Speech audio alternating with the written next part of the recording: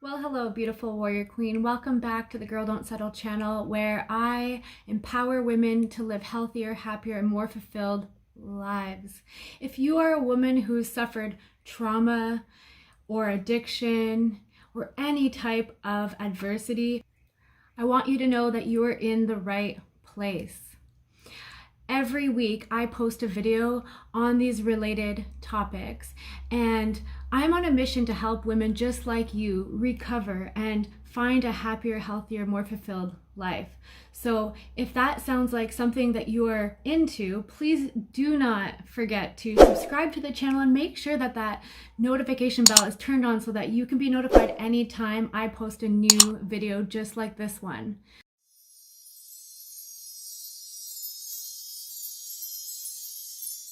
Today, we're talking about the correlation between trauma and shame, and not just any shame, but specifically toxic shame.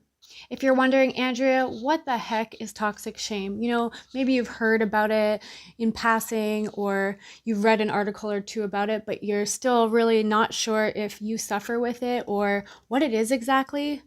Well, let me explain. Because when we're children, we look at the world completely different because we don't quite understand why certain things are happening to us. And so what happens is our child brain looks at it like, not that what happened to us is bad, but we are bad. We must be bad. We must be broken. We must be unlovable. We must be damaged. We must be defective if this trauma is happening to us, if this abuse is happening to us. And I know this is really sad when you think about it in this way, but this is exactly what happens to the childhood traumatized brain, especially if they don't get the help that they need. I personally know this feeling of unworthiness all too well, because for most of my life I suffered with toxic shame. I only came to realize that I was suffering with toxic shame just a few years ago while I was on my own personal growth and personal development journey, when I decided a few years ago to completely reinvent myself in sobriety. Well, when I came to the realization that chronic shame was probably the most prominent cause of my social anxiety, and I suffered with social anxiety again for most of my life.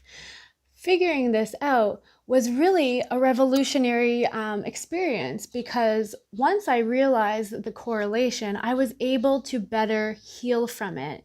And as of right now, I'm probably about 70% healed from my social anxiety without medication. So I'm very proud of that, and it is my mission to actually heal myself completely from my social anxiety so that one day I can help women who also suffer with chronic shame and social anxiety cure themselves, because I really believe in you, and I believe in myself, and I believe in the power that we have within us to heal, to grow, to change, and to become the best versions of ourselves. And brain science has proven that we can change at any age. It takes some work, it takes some dedication, but it's totally doable.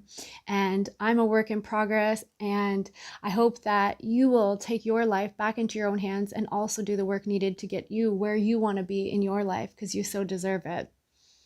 Anyways, without further ado, let's talk a little bit more about the topic at hand, the correlation between trauma and chronic shame.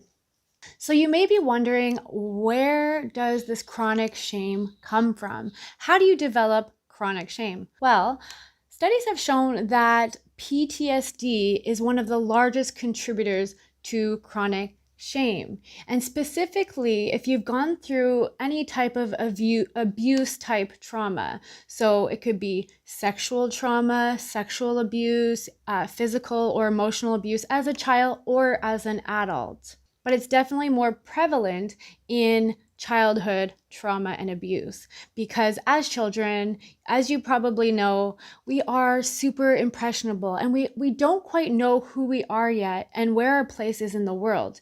And so when we go through trauma as a child, it changes the world that we live in, because it changes our perception of ourselves internally, externally, and the world around us. And this is why childhood trauma needs to be dealt with almost immediately or as soon as possible.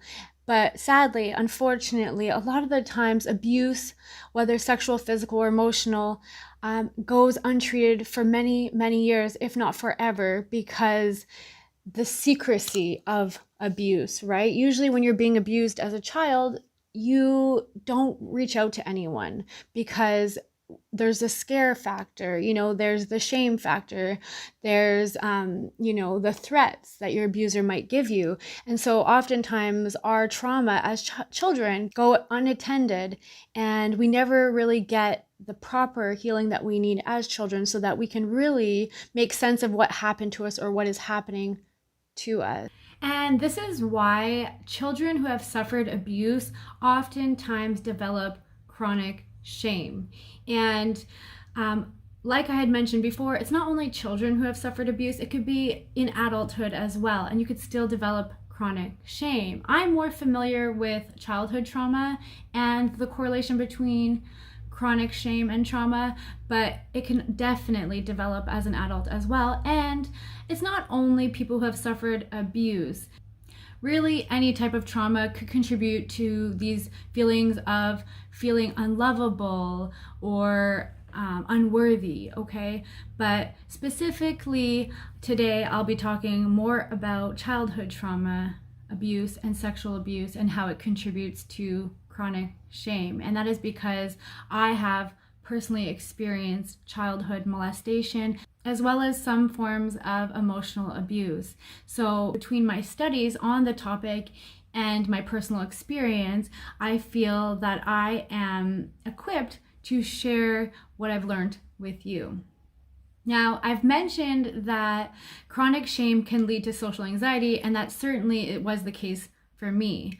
But I want to also mention that chronic shame can also contribute to depression, suicidal thoughts, complete, isolation and shutting down, not wanting to be around people, not wanting to communicate. And actually, some children lose their voices completely and they go mute, okay?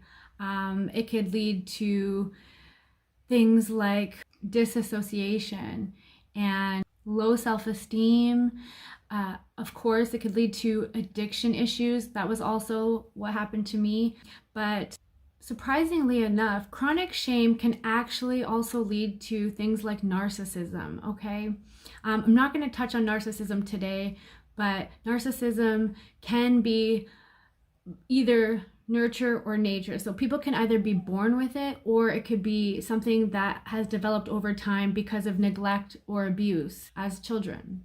So if you want to do a little bit more research on that, I would suggest looking into that. But today we're going to just focus a little bit more on the other symptoms, because again, I can relate to them better, but also they're a bit more common when it comes to chronic shame. One of the biggest issues with chronic shame is that it is a self-fulfilling prophecy. It is a vicious cycle. And typically, unless someone is actively seeking help for their chronic shame, going through therapy and starting to heal from it, they are most likely stuck in this awful, awful cycle, a cycle in which I was stuck in for many, many, many years.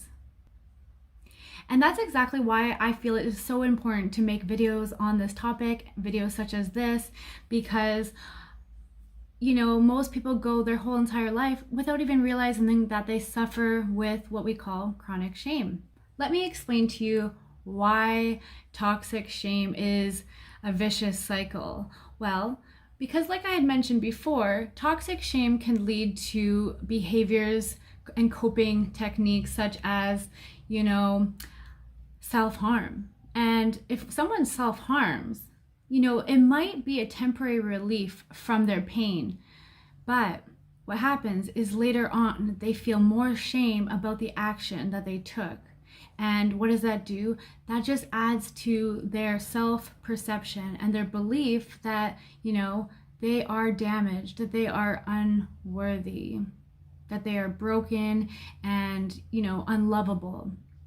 The same thing goes for other coping techniques such as drug and alcohol abuse, because oftentimes, whether addicts like to admit it or not, they suffer with shame and feelings of guilt and shame naturally, right? Because oftentimes as an addict, you make bad decisions and poor decisions that affect your family and friends.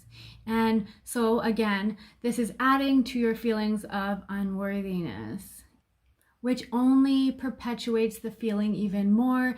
And, it ingrains the belief deep within your subconscious. And again, it just strengthens this view that you have of yourself. It strengthens the perception of feeling unworthy. And that is exactly the opposite of what we need to be doing when we suffer with chronic shame. Another example would be if you suffer with social anxiety because of your chronic shame, and say you feel like you don't want to speak up in class because you're afraid to say something wrong and then be shamed for it or made to feel stupid. Okay? And this is common in social anxiety. Well, say that you go on a whim and you actually put yourself out there, you lift up your hand and you speak your mind, and something goes wrong, and maybe you say something funny and the whole class starts laughing. Okay? And maybe they're not even laughing because you've said something wrong, but actually you're quite funny. But in your mind, as someone who suffers with social anxiety and chronic shame, you could take this as being laughed at, and this again is going to make you want to retreat inwards, only playing into this nasty, vicious cycle of self-isolation and social anxiety. And again, you're not going to want to lift up your hand and speak up again, are you? But this is also proven with social anxiety when you feel like you're awkward or you're different. And because you leave yourself out of certain social situations, eventually people start to, stop asking you to do things or to be a part of the group, whether it's at work or at school or in your friends group. And then the fact that people stop inviting you or asking you to be a part of things, that only solidifies to your mind that, yeah, you must not be liked and you must be awkward and no one wants to be around you and you are unlovable. And do you see where I'm going with this? Right? So it's a self-fulfilling prophecy. And that happened to me for several years. Like, this happened to me for 20 plus years. I suffered with this feeling of unworthiness, and I suffered severely with social anxiety and performance anxiety specifically. And I don't wish that upon even my worst enemy, okay? So I want to say to you right now, if you've, found this video because you are researching chronic shame, social anxiety, or trauma, I want you to know that you aren't alone, that people all over the world from all different backgrounds and nationalities and life experiences have also suffered and also do suffer with chronic shame and social anxiety, addiction, all of it. And I want you to know that I'm sending you a virtual hug, that I know where you're coming from. And again, you are not alone and you can heal. I am proof of that. I want you to know that if you've been traumatized as a child and you haven't, had any counseling yet and you haven't done the healing, I want you to know that this can be done. And, if you don't have the resources to get, typical traditional therapy, I also want to send you the message that you can do this on your own at home. I promise you, I've done it. I did it for free at home in the comforts of my own home by doing a lot of research. And actually, I have a 10-week program for women. It's not specifically just for healing, but it's about reinventing yourself as a woman. And a large chapter in the program is all about self-love, forgiveness, and dealing with feelings of shame, and also working on healing trauma, past trauma. So, that is also an option. It's super affordable, and actually I give discounts to those who can prove that their income is below a certain level. So if you feel like you can't afford help, I want you to know that there are resources out there and that you know, you can reach out to me and I can see what I can do for you. But you are worthy. You are capable of healing. You aren't damaged or broken. You might be just a little bit bent, okay? That's what I like to say. You might be a little bit bent, but we can unbend you. I promise you that. Again, I suffered with social anxiety for 20 plus years, you know. I still suffer with it. But slowly but surely I'm realizing that I am whole, you know? That what happened to me as a child doesn't have to define me. It doesn't define me. And what happened to you as an adult or as a child, whenever your trauma happened, I want you to know that it doesn't define you. That doesn't just define you. That isn't who you are. And that burden and that hurt that you were carrying because of what someone else did to you, I want you to know that is not yours to carry. And you can heal and then leave it in the past and move confidently forward towards your bright and beautiful future. It is possible. I know it might not seem like it right now because you feel like it just happened yesterday, and you might have a nervous system that is completely out of whack. You might be like me and go into fight or flight really easily. You might have phobias that it has caused you. You might just feel like your life is completely crazy and unmanageable and like you're going insane. You might be, you know, using substances like drugs and alcohol to cope, just like I did for many, many years as well. You know, you might feel severely depressed, like your life isn't worth living, but I'm here to tell you that it is, and that you are able to heal. I promise you that. Please do not give up hope. Please know that, again, you are not alone. There's millions of people just like us out there who suffer with chronic shame, who have been abused in different ways, and who have developed social anxiety and addiction issues because of it. But there's also so many stories and people out there sharing their stories about overcoming these adversities and healing and growing and going on to live beautiful, brilliant lives, okay? Just 2 years ago, I got sober from drugs and alcohol and completely, you know, decided to reinvent myself into the best version of myself, which I'm continuously working towards. But I also decided to go after my dreams, which was travel and adventure and entrepreneurship, which I'm now in Costa Rica living out my dreams. So it is possible, guys. I go on live. Someone who has social and performance anxiety, who can't get up in front of a group, not even in college, to present something. You know, I almost had a freaking nervous breakdown trying to speak at my mom's funeral 2 years ago, but now I'm able to go on live. I appear on podcasts, and you know, I show up and authentically, okay, because I've done a lot of inner work. And I'm about to share with you some of the ways that you can work on healing from chronic shame, okay, and social anxiety as well.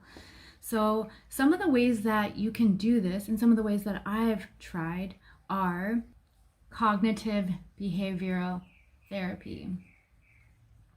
Cognitive behavioral therapy is something that I tried when I first realized that I suffered with social anxiety when I was around 19 years old.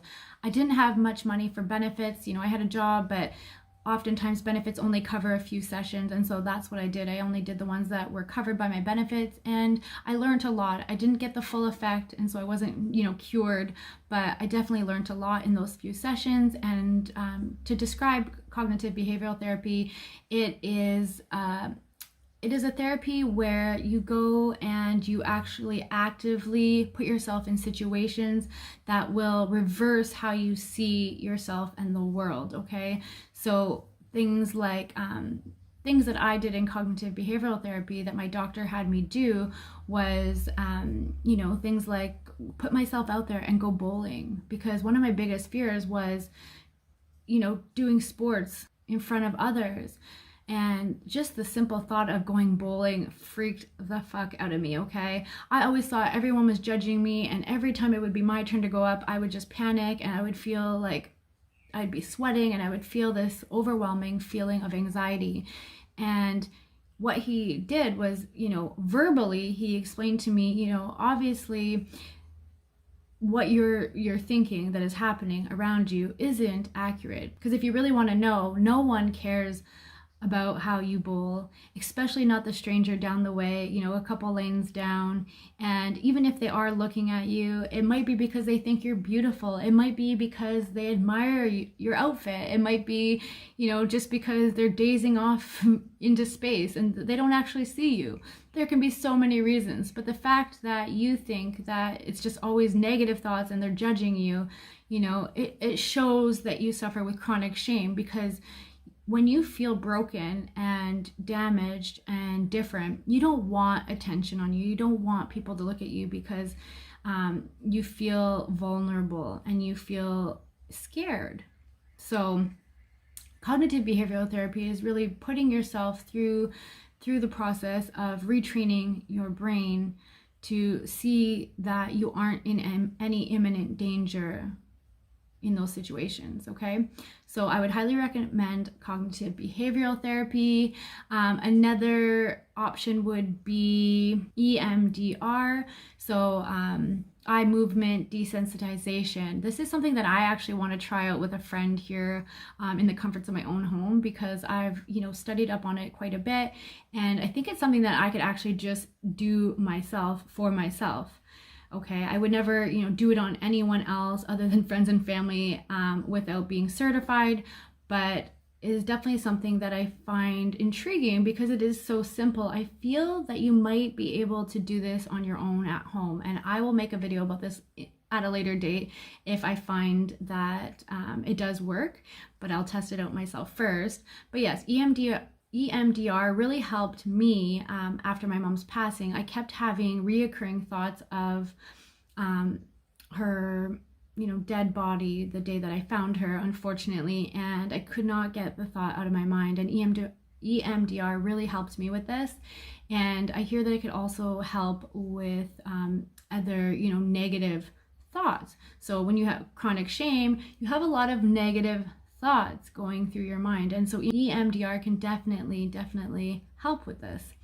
Another natural remedy that I love to use, and it's another one that you can do from home, is EFT tapping, emotional freedom technique tapping. This is another one that I've used a lot throughout the years, and it helps, you know, regulate your emotions. So it's different tapping points on your body, and then you say a certain sentence while you're tapping. I'm going to make a video about this in the future, but for now, if you want to learn more about it, please feel free to Google it.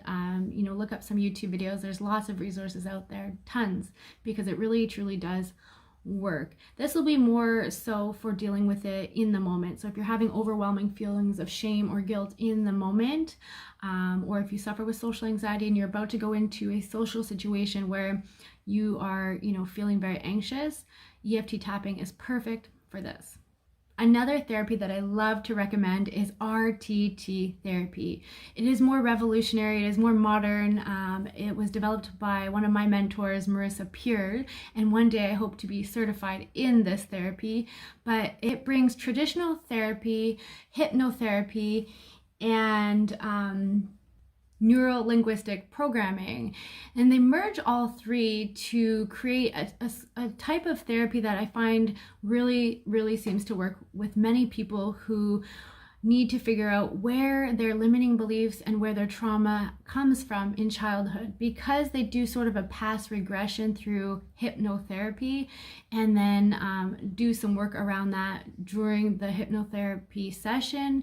It really helps get down to the subconscious level so that you can dig a little deeper, and I think that's so powerful, because oftentimes we block things out, or we don't know how to put our guard down enough to really dig deeper into childhood trauma. And so this will really help, because when you're in that alpha state, when you're in that hypnosis state, it's easier to pick out these trauma situations because your guard is down, and these trained therapists are trained to find these missing links and then help you reprogram your mind. So again, you can do some research and look up RTT therapy or rapid transformational therapy. I highly suggest it. Affirmations seem to be a great help as well. And for me, you know, I don't do a crazy ton amount of affirmations anymore, but when I first started on my journey, I often did affirmations. I had affirmations written everywhere around my house, on my mirrors, in my car, at my desk, and they really, really helped with chronic shame, because with chronic shame, you feel unworthy. You don't feel good about yourself. So writing "I am worthy" on your mirror, or writing that you are smart, beautiful, unique, lovable, all of these beautiful affirmations, around your home to remind yourself, but also consciously, maybe every once in a while, look in the mirror, look yourself in the eyes. This is so, so powerful. Look yourself in the eyes and tell yourself that you love yourself, that you are lovable, that you are a worthy human being. And this is something that I do still to this day. So every once in a while, I'll catch myself as I'm walking by a mirror and I will say, "I love you." And, as someone who suffered with social anxiety my whole life, I always found it really hard to look into people's eyes. I was always looking down or away, and I'm still practicing looking in people's eyes when I talk to them. But something that I got really good at over the last few years is looking myself in the eyes, being able to look at myself with love and compassion and tell myself, "Andrea, I love you." And "Andrea, you are a worthy human being." Or "Andrea, you're fucking badass and you're gonna kill it today." Whatever it is, I had to get comfortable with, telling myself positive affirmations, because for years and years and years, it was only negative bullshit comments that were going through my mind. So that is why I always recommend affirmations, whether they seem simple to you or not. This is a great place to start. Now, the next few things that I'm going to mention for healing trauma and chronic shame are things that I actually offer in the 10-week program that I have for women. So one of them is self-forgiveness, okay? In my program, we go through and we write a letter of forgiveness to ourselves, because oftentimes we carry a lot of shame and we carry things from our past that we feel guilt about or we feel shame about. And again, this is not a burden that we must carry forever. As long as we've learned from the situation and we've, grown from the situation, we should be able to forgive ourselves. So we go through a letter of forgiveness, and this is really, really powerful, as well as a letter to your inner child. So healing and really validating the feelings of your inner child, which is the child version of you, okay? Especially if your trauma happened in childhood, is so, so beneficial and so important to write a letter to your inner child and do the inner child work, because like I said, that inner child really needs validation. She needs to be heard. She needs to be told that it is not her fault, that it was not her fault, okay? That she is not at fault, that she is loved, that she is worthy, that she is valuable, and no matter what happened to her, she is worthy of a beautiful life, okay?